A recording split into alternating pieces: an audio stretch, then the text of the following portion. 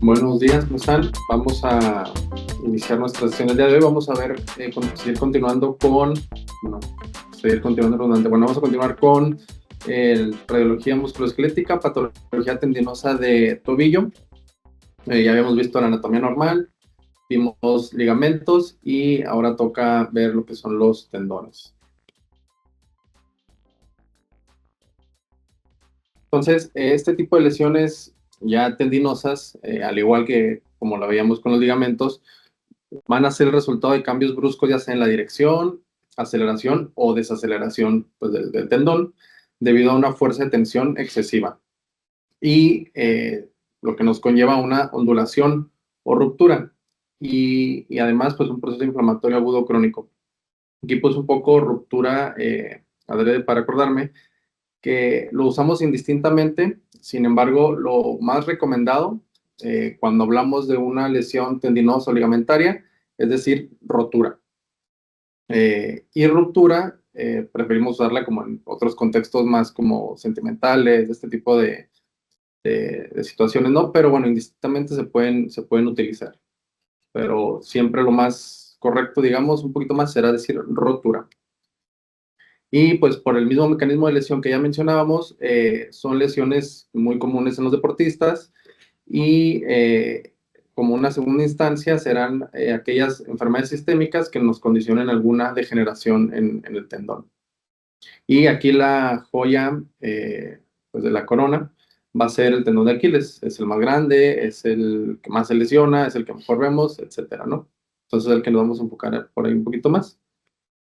En cuanto a la presentación clínica, pues es muy variado. Puede ir de pacientes asintomáticos o con un dolor silente hasta que haya disfunción pues, del tendón que esté afecto y pues asociado ahí con edema local y debilidad en el tendón.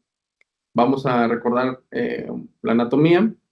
Eh, Tenemos distintas maneras de dividirlo, ya sea pues por como sus caras anterior, posterior, lateral y medial, o bien en cuanto a la función, si son extensores o flexores.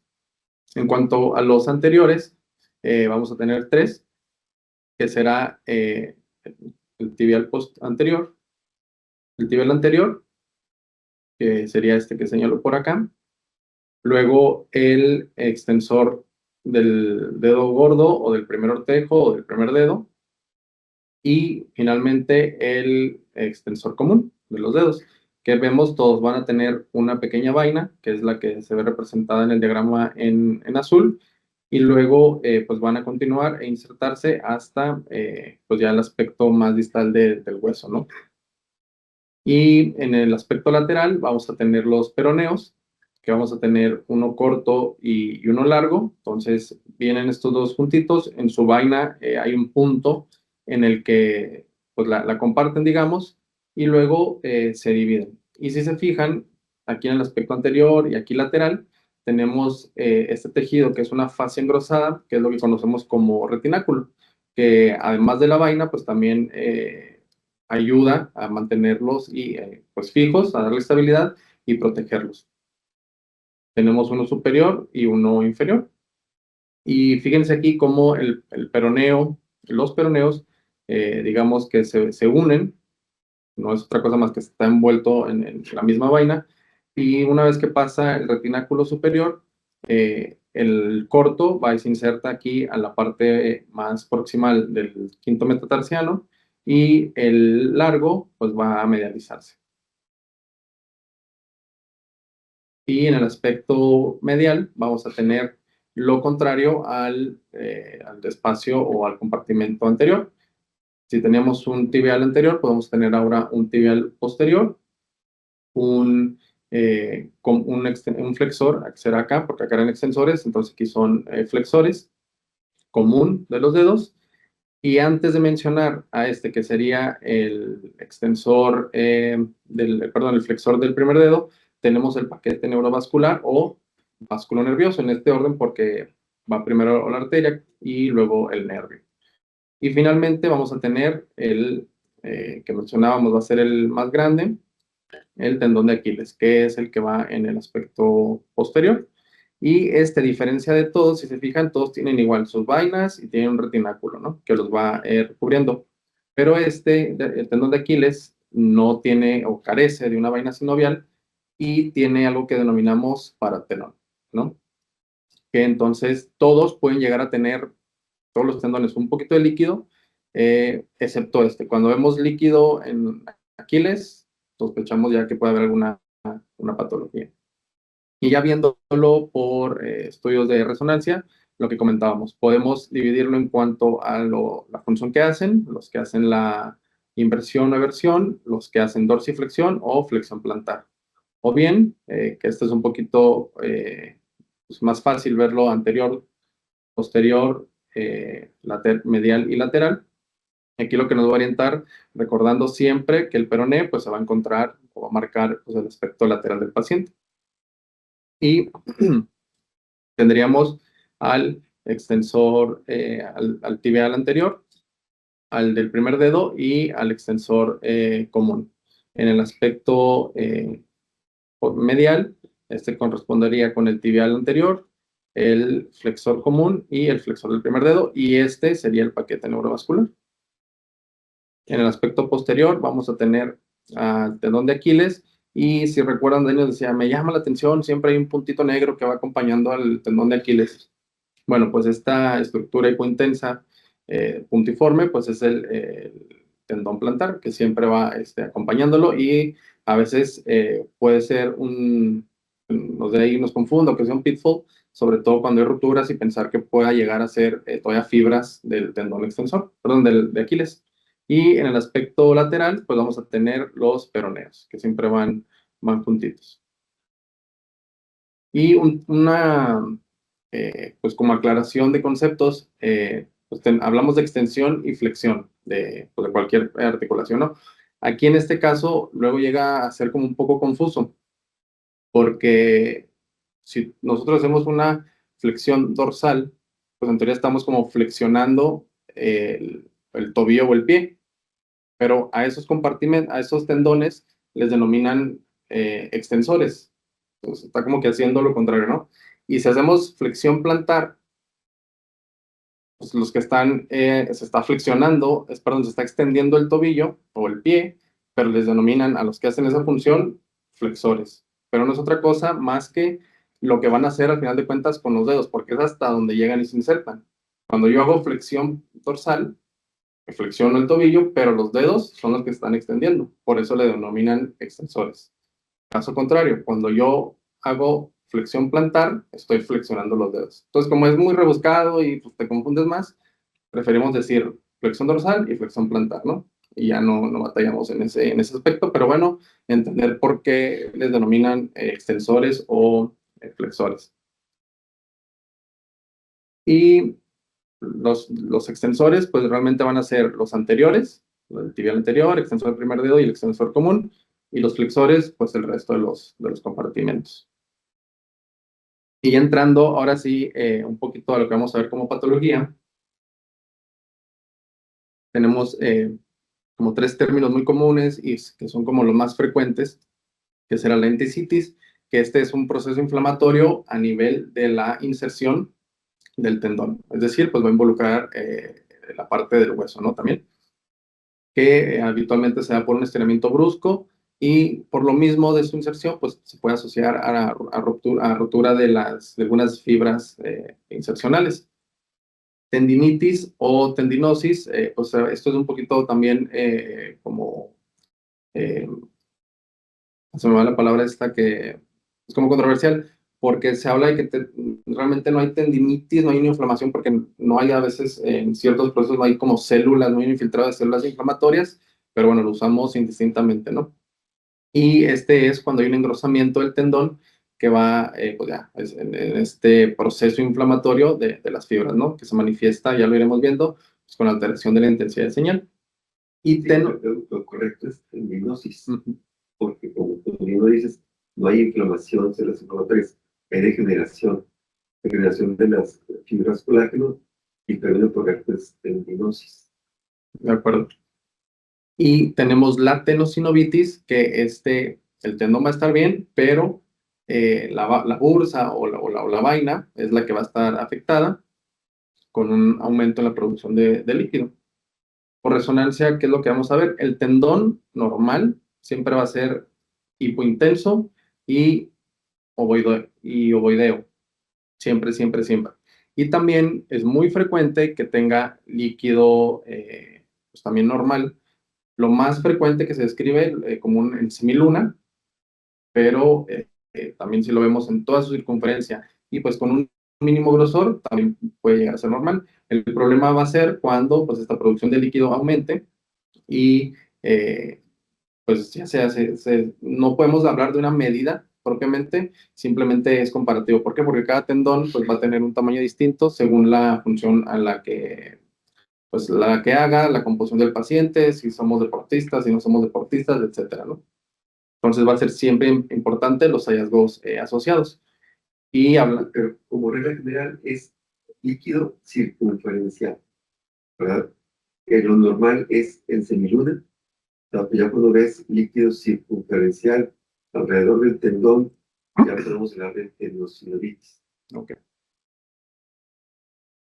Y la rotura, pues ya veremos los tipos, pero pues puede ser parcial o completa, ¿no? Según esta pérdida del patrón fibrilar. Y tenemos muchos conceptos más.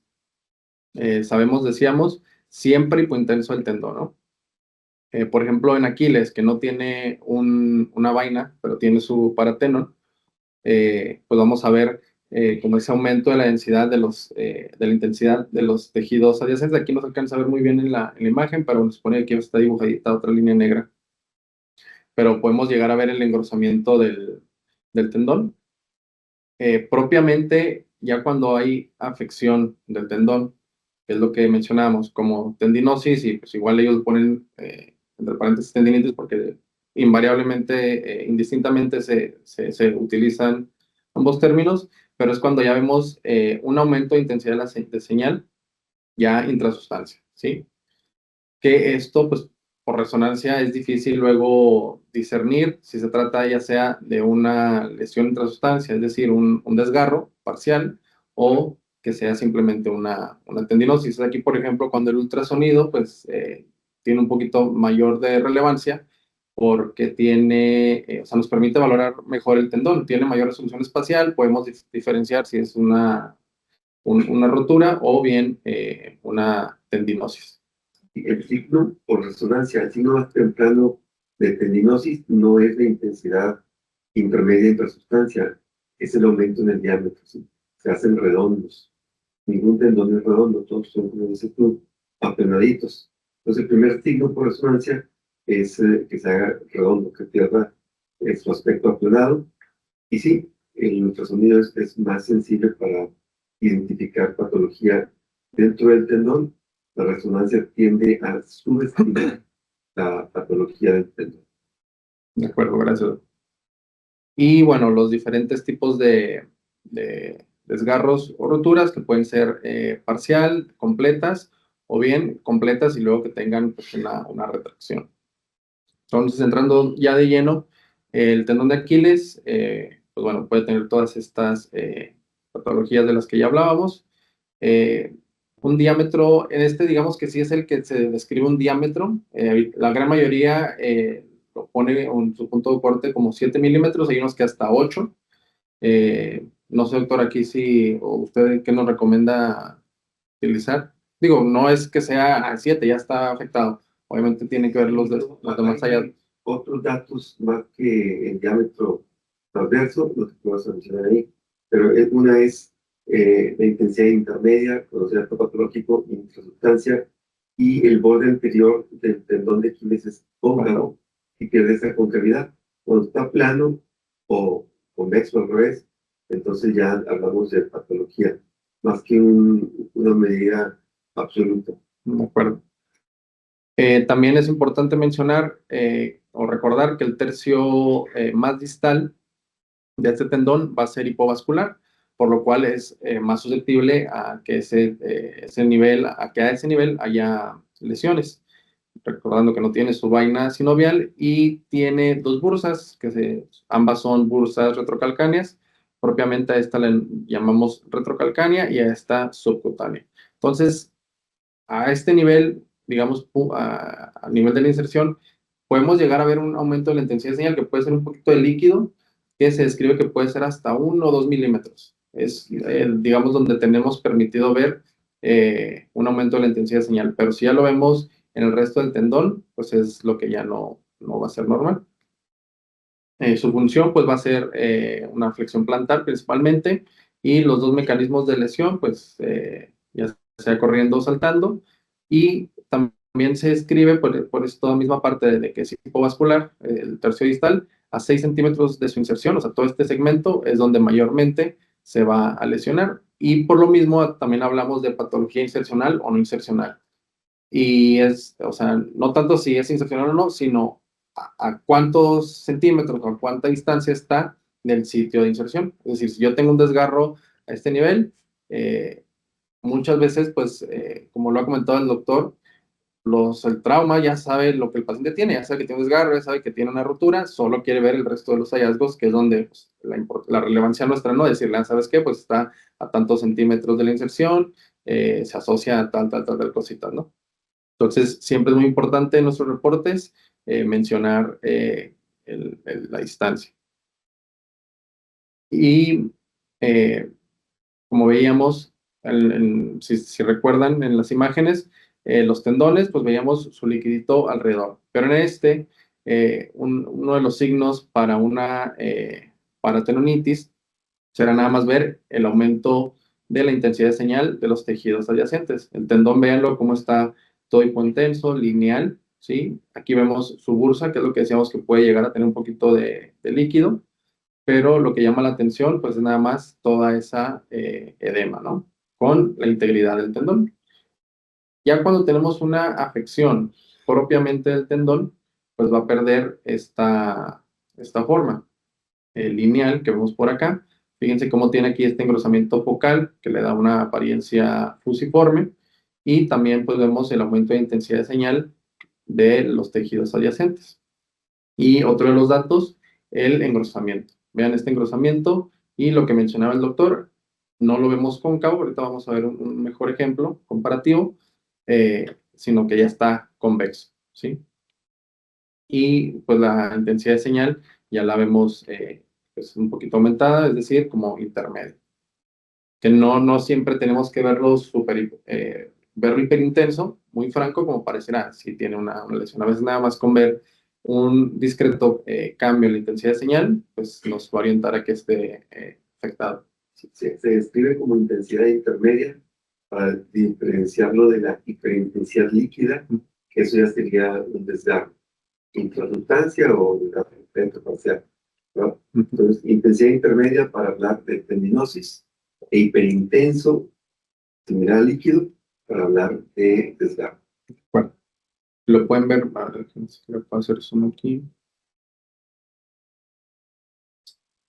Suponiendo que este fuese como el espesor del tendón, esta imagen hiperintensa, pues esto es lo que menciona el doctor como hiperintensidad líquido. Si nosotros en el interior del tendón vemos esto, pues estamos hablando de un desgarro. Y vean aquí cómo solo se ve pues una intensidad intermedia, ni tan hiperintenso, pero ni tan hipointenso, ¿ok?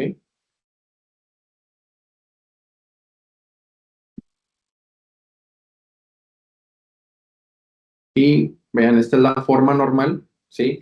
El tendón pues está ovoideo, está planadito, incluso tiene este borde anterior cóncavo, y si lo comparamos, vean, está súper engrosado, ya está redondeado, tiene la señal de intermedia. Y otro pitfall importante aquí es cuando en la porción más distal las fibras del músculo sóleo empiezan pues en esa unión miotendinosa, ahí puede tener un engrosamiento focal, pero pues es mínimo, ¿no? Nada más lo vamos siguiendo y pues son las fibras las que están llegando ahí.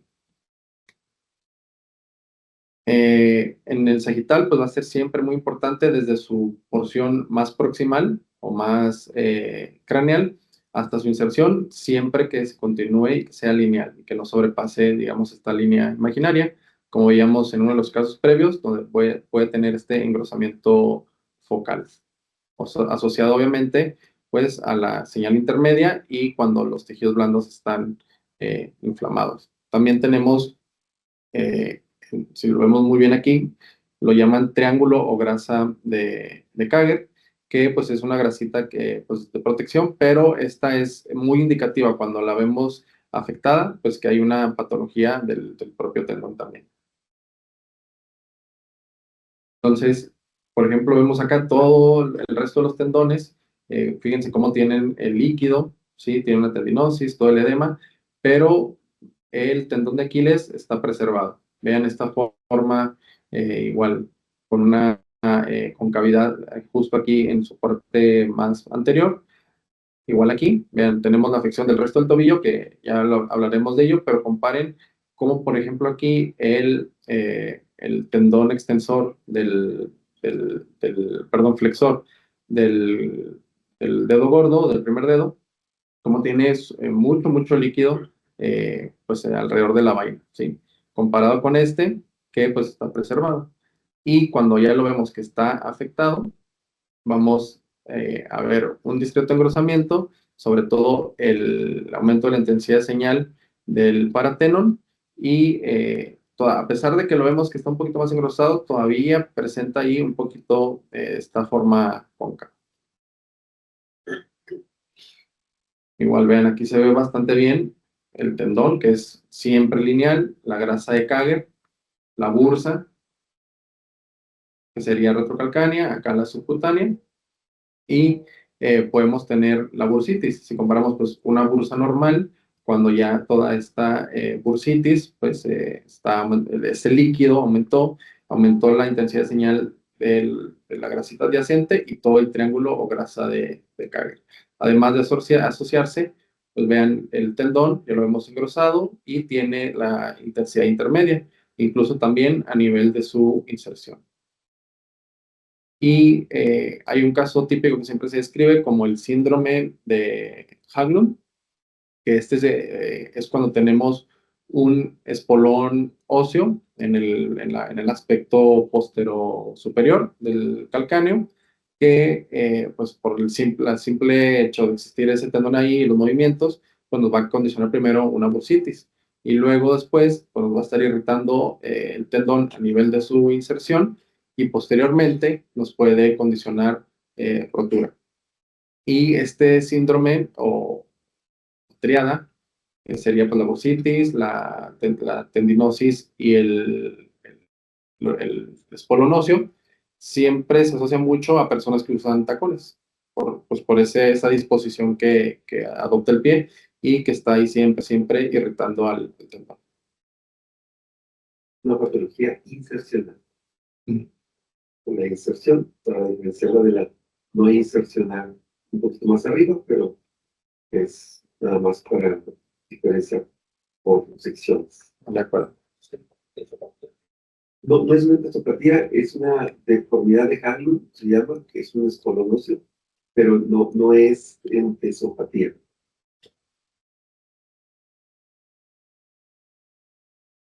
O por ejemplo también, vean aquí tenemos afectado pues todas estas estructuras pues, muy floridas, ¿no? De las que hemos estado hablando.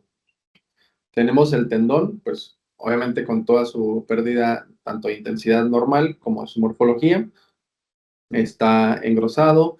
Incluso, vean, esta es un ejemplo muy claro de la señal intermedia, ¿sí? Esta parte que señalo un poco más superior. Y tenemos aquí, francamente, ya una intensidad o zona de hiperintensidad del líquido, ¿no? Si lo comparamos con la bursa, que también está aumentado la cantidad de líquido y todo el borramiento o edema de la grasa, pues tenemos un desgarro ya intrasustancia y obviamente a nivel insercional. Además, aquí también la grasa o la bursa retrocalcánea subcutánea también está afectada. Y cuando tenemos roturas completas, pues va a ser muy evidente. Vamos a tener pues que se corte abruptamente siguiendo el tendón. Si ven, pues no va a haber ninguna fibra, no va a haber, francamente vamos a ver todo hiperintenso. En procesos agudos como líquido, ya en este caso cuando son un poco más crónicos, pues luego se puede ir la grasita pues, adoptando una intensidad normal, como el resto de la grasa, pero va a ser siempre importante mencionar a cuántos centímetros o milímetros nos encontramos de la inserción. Y cuando tenemos también la rotura completa, también hay que mencionar el espacio que hay entre cada uno de los extremos o cabos. ¿Por qué? Porque todo esto va a ser importante a la hora de que quieran, o sea, la planeación quirúrgica, según la distancia de la inserción y cuánto haya de distancia entre cada cabo, pues les puede orientar a decir al traumatólogo, pues vamos a hacer una terorrafia, vamos a utilizar XX cosa, ¿no? Y luego ya pasando al compartimento medial, vamos a tener Es el segundo tendón que más se afecta. Primero el flexible, este es el segundo. exactamente, por eso lo abordé de esta manera. Empezamos con el posterior, luego el medial. Siempre que veamos afectación de tobillo, pues hay que descartar siempre estos dos, ¿no? Además, este se dice que es muy típico cuando se lesiona porque luego da una desviación lateral o que le llaman llaman valgo calcáneo y pues que es muy típico ver a los pacientes que van caminando y bueno, este es, o como le denominan, ¿no? Este es un diagnóstico de pasillo. Y también suelen ser lesiones crónicas y pues nos da esta deformidad en pie plano que comentábamos. Entonces, es importante mencionar que este tendón, sí, o sea, si recordamos el compartimento medial, fíjense el tamaño de los tres, esto es bastante similar, ambos flexores del primer dedo y común, pero este habitualmente es como del doble del tamaño, y no quiere decir que eso vaya a ser patológico, e invariablemente pues no tenemos que ver ese líquido que esté en toda la periferia. Como sí lo podemos llegar a ver, en este caso, fíjense cómo tiene un aumento de la intensidad de señal y también pues del espacio que hay entre la vaina y el tendón. Sí, entonces esto pues es muy franco, pues de que tenemos tanto una tenosinovitis y una tendinopatía porque alcanzamos a ver un poco de señal intermedia justo aquí.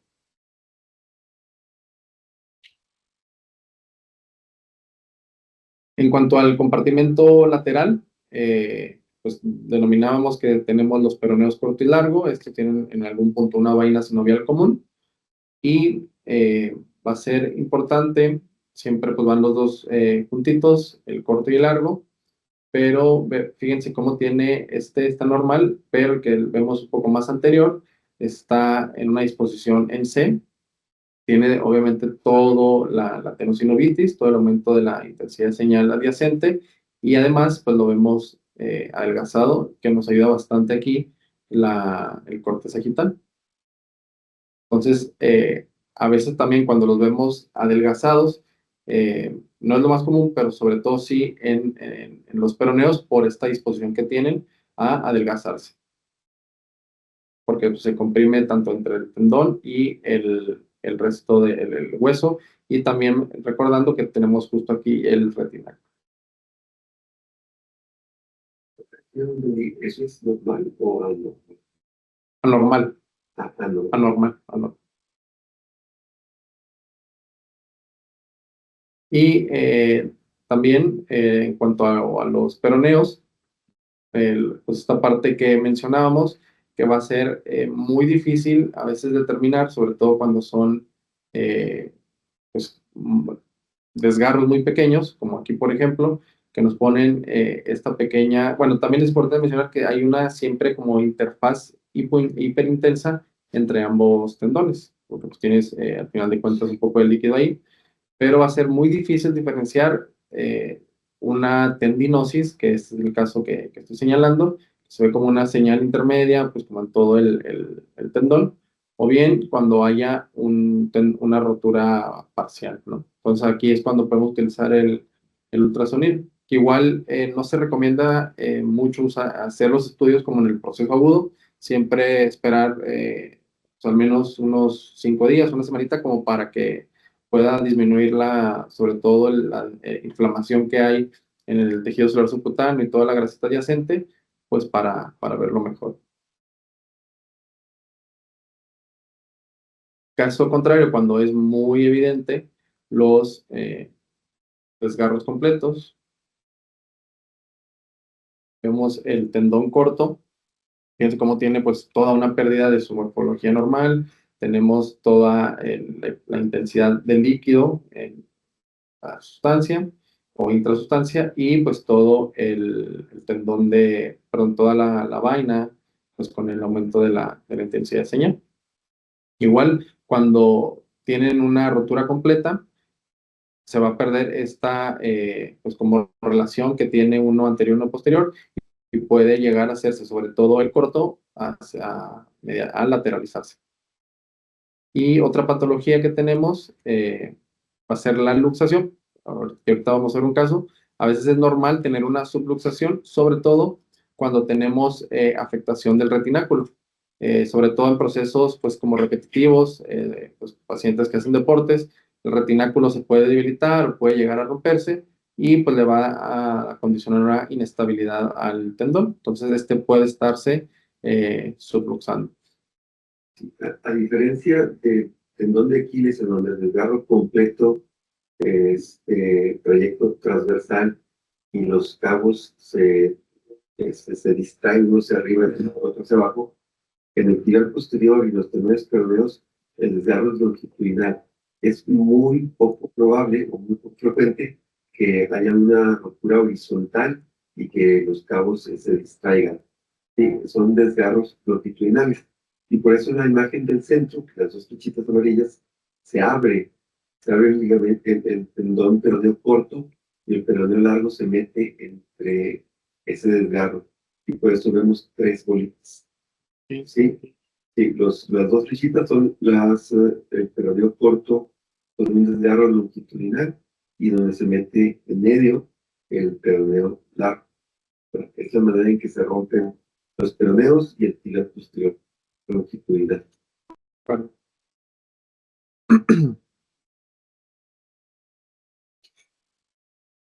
El diagnóstico diferencial de ver tres bolitas en el espacio peroneo. Uno es eso, el desgarro longitudinal del tendón peroneo corto. Y el otro es el cuarto peroneo. Entonces, un tendón extra. Accesorio.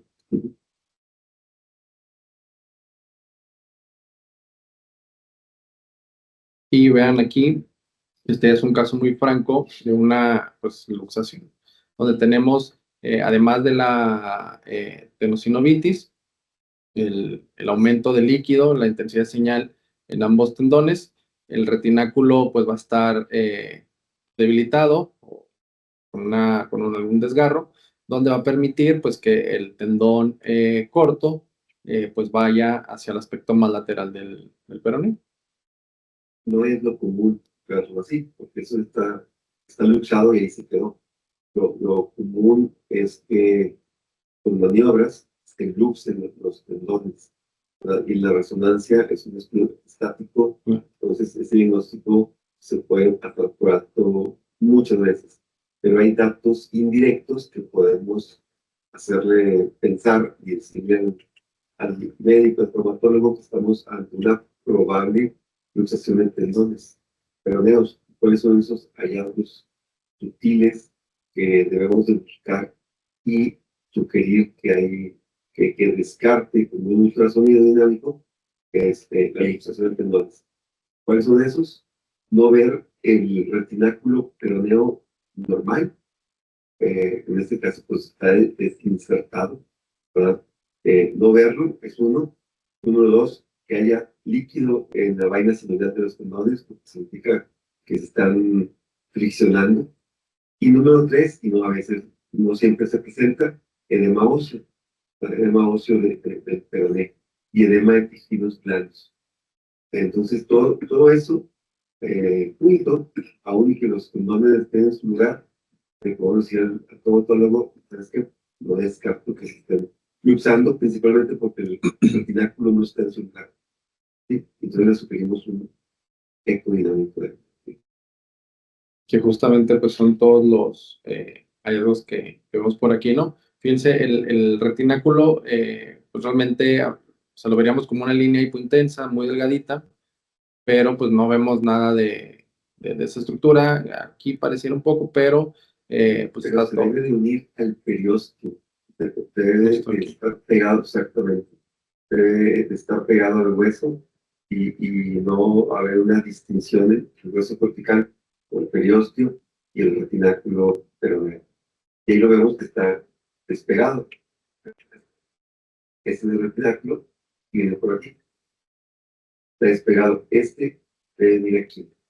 Lo que les decía la clase pasada, el signo de el hueso de la buena suerte. Y. Ya. Obviamente el líquido y bueno, esta secuencia no nos ayuda mucho, pero pareciera también ver un poquito de aumento de la intensidad de señal del hueso y también vemos como un poquito de pérdida de la cortical, o no de la cortical, sino de la intensidad de señal, que recordamos en todas las secuencias, la cortical siempre se ve hipointensa. La mejor secuencia es STIR o LDP o TP. Pasando al compartimento anterior, tenemos pues, los que ya mencionábamos, al tibial anterior, al extensor largo del primer dedo y al común de los dedos. Estos es muy raro que se lesionen. Se asocia sobre todo a enfermedades sistémicas y que se puedan dar rupturas espontáneas como diabetes, gota y artritis. ¿Cuáles son los hallazgos? Pues van a ser realmente los mismos, ¿no? Para una tenosinovitis, ver el tendón que esté preservado, pero que tenga un aumento pues de la producción del líquido, ¿no? Fíjense cómo el tendón tiene su forma normal, ¿sí? Está ovoidea, no está engrosado, pero tiene mucho líquido pues, en la vaina, ¿no? Obviamente estos son casos muy floridos, pero a veces son un poquito más sutiles, como el resto que hemos visto. O bien, a veces también tenemos la tendinosis cuando ya está engrosado el tendón. Si comparamos este tamaño y esta morfología, pues aquí ya se está poniendo un poco más redondeado, está engrosado y asociado al líquido, y también alcanzamos a ver un pequeño puntito de señal intermedia, ¿no? Que nos habla pues ya de una tendinosis propiamente. Y si te fijas, el final posterior también está patológico. Es, Vemos una pues también intensidad de señal intermedia. se ve redondo y gris adentro. Entonces, como bien dijiste, los tendones extensores así no se enferman. Cuando se enferman es por un trauma directo. Están muy superficiales, entonces se rompen. Eso sí se rompen entre el tibial anterior, transversos completos. Pero cuando no es un evento traumático, hay que empezar, hay que pensar en una enfermedad sistémica, artritis reumatoide o algo reumatológico. Y este paciente que tiene dos tendones enfermos, pues va más a pensar eso.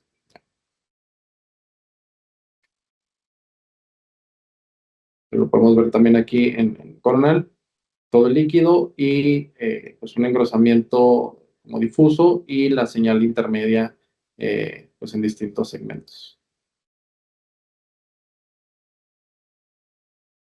Y lo que mencionábamos, también va a ser difícil discernir a veces entre pues la rotura o bien la tendinosis, porque podemos llegar a tener muy sutil pues ese aumento de la intensidad de señal justo en el pues, intrasustancia.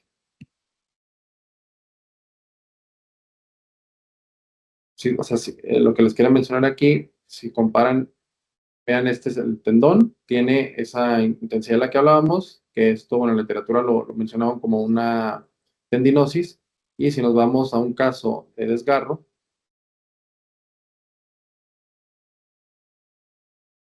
parcial,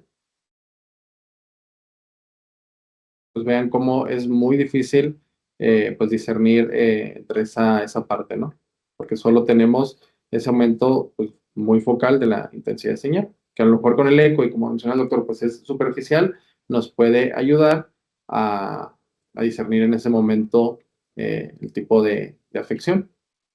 Y tener en mente que tiende a subestimar el grado de patología, la resonancia en general, en todos los tendones.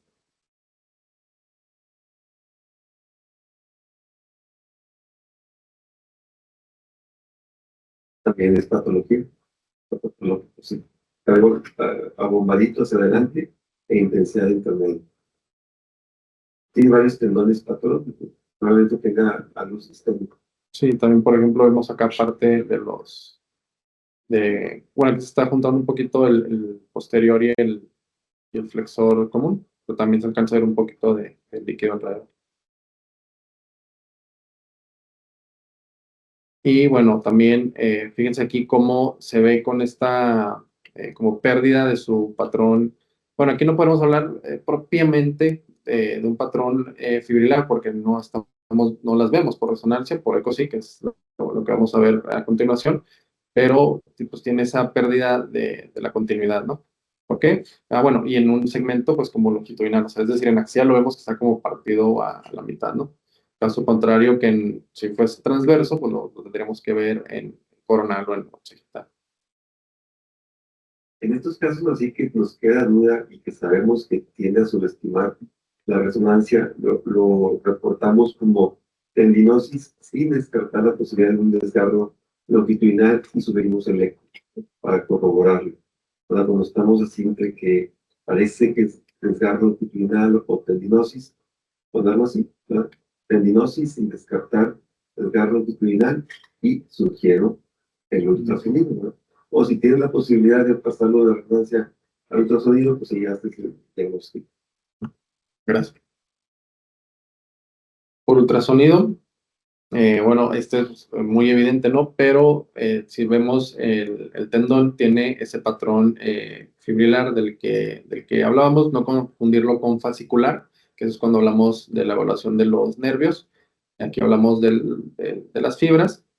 Entonces, vienen sus fibras que tenemos que verlas como pequeñas líneas ecogénicas, lineales, continuas, y van a tener también pues, su vaina, pero vemos que está completamente perdido, ¿no? O sea, aquí justo un cabo termina, por acá vemos que el otro también.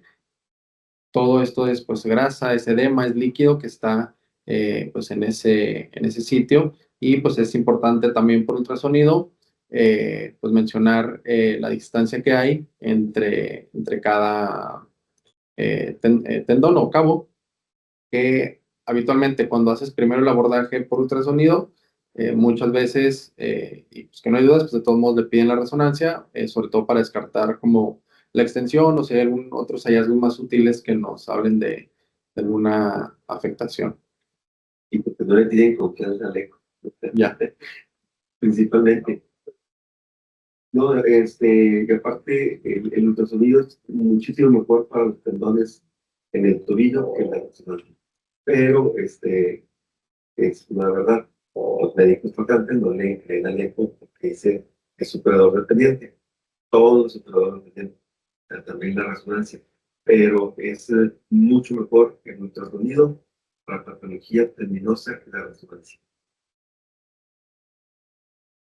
Y seguramente si hacemos una exploración con Doppler color, pues si eso es algo agudo, pues podemos llegar a ver el aumento del, del flujo, ¿no? Y tener pues, una hiperemia. Hace dinámico y ves que no se mueve su distal y no, es muchísimo mejor. Y continuando con el tibial anterior, pues vamos a ver también los datos de un desgarro completo, que aquí sí lo vemos, pues no es lo más habitual que mencionábamos, pero fíjense cómo si hay lo hemos engrosado, tiene aumento una señal intermedia, pero justo aquí tenemos un corte abrupto, ¿no? Sobre todo un poco ya más distal y casi cuando va a llegar a insertarse y pues todo el líquido que se sustituye, ¿no? Pues si ya no hay tendón ahí, pues que va a haber líquido. Lo vemos justamente aquí. Insisto, esto no es lo más habitual, pero bueno, son casos representativos donde vamos a ver la pérdida completa o abrupta de pues, todo el tendón.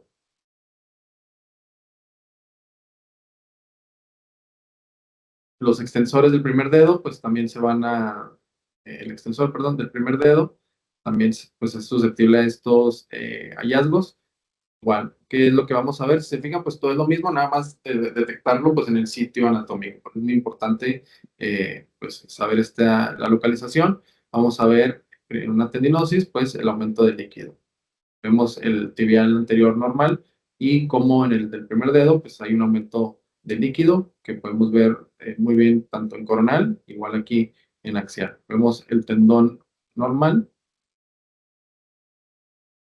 intenso lineal, pero tiene el aumento del líquido. Y una tendinosis, pues hablamos de cuando eh, ya está afectado, además de que puede tener líquido alrededor, pues va a tener una señal intermedia y el aumento del grosor.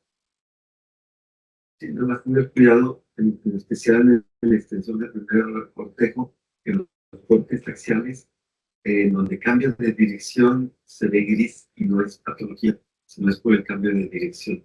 Lo debemos de ver también en el sagital, y ahí corroboramos que no sea patológico y tener un T2 siempre.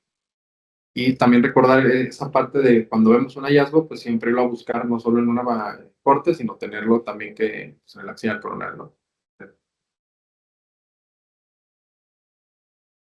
Igual, pues puede llegar a haber desgarros parciales o completos, donde vamos a ver francamente la intensidad del líquido intrasustancia, o bien pues la pérdida abrupta de su continuidad. Eso ya con pues, el líquido y el edema que va a haber alrededor.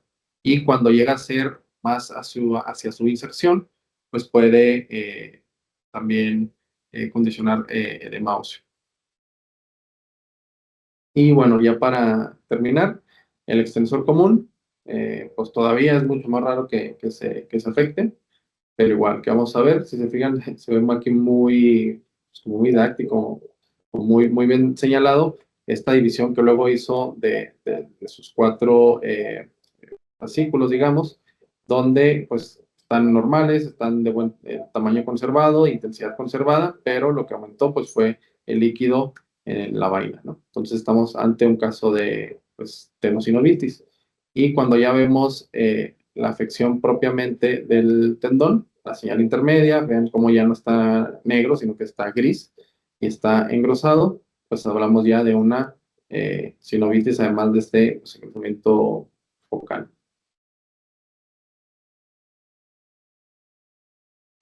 La parte de la lesión intrasustancia, o bueno, alteración de la señal. Y bueno, como conclusiones, si bien se habla de que el ultrasonido finalmente es como tiene mayor resolución, nos ayuda bastante, siempre va a ser la resolución el método de elección para valorar adhesiones en los tendones, sobre todo por los hallazgos asociados. Y bueno, pues esta parte también que comentaba el doctor, como que el equipo multidisciplinario, pues prefiere luego otro tipo de estudios propiamente. Va a ser fundamental pues, conocer la anatomía para contribuir pues, a la localización adecuada de la patología. Si se fijan, todo lo normal es que siempre esté hipointenso. Entonces, si yo veo una alteración, un aumento en la intensidad de señal, pues va a ser lo patológico. Lo importante es dónde la estoy viendo y siempre conocer pues como estas variantes anatómicas para pues, evitar ahí errores en el diagnóstico. Obviamente, la historia clínica es muy importante y conocer si hay un mecanismo de lesión, que hay un trauma directo, dónde me está afectando, como decíamos, pues hoy es el anterior y no se golpeó, pues bueno, no vaya a ser que tenga algo reumatológico. Y pues muchas veces nos lo mandan siempre primero o inicialmente, pues para el ultrasonido. Y pues no, bueno, esta parte que hablábamos de que tiene mayor resolución espacial. ¿Algún otro comentario, doctor, si quiere antes de pasar al DICOM? Perfecto. Pero no sé, depende el artículo orientado hacia que a qué modalidad, pero los tendones se ven muchísimo mejor con ultrasonido.